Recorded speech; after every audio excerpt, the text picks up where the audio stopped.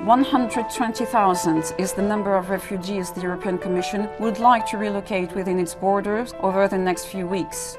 European politicians have made up their minds on how to handle the so-called migrant crisis. But European citizens have questions and fear about the arrival of a great number of people from other countries and different cultural backgrounds. Elmar Brok, chair of the Foreign Affairs Committee, answers the 3 most asked questions on Facebook. What is Europe's plan to avoid jihadists entering Europe on an alarming scale? It means that we, for example, have to use very much the Schengen system and all that information, but also Europol and so on, so that we have each other giving the informations about jihadists so that we know when people go towards one country. But we have, because of this amount of refugees, very cautious in this question. Therefore, the registration of refugees is so important to find out who they are. Will Europe help bring peace to Syria?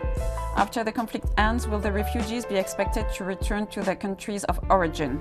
I think we should support people to go home if they have a safe home. That is a condition for that.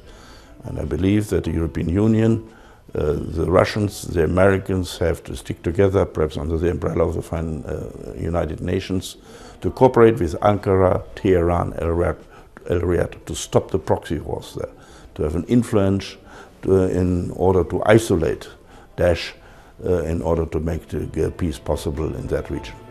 What is the role of the European Parliament in the current refugees and migrants crisis?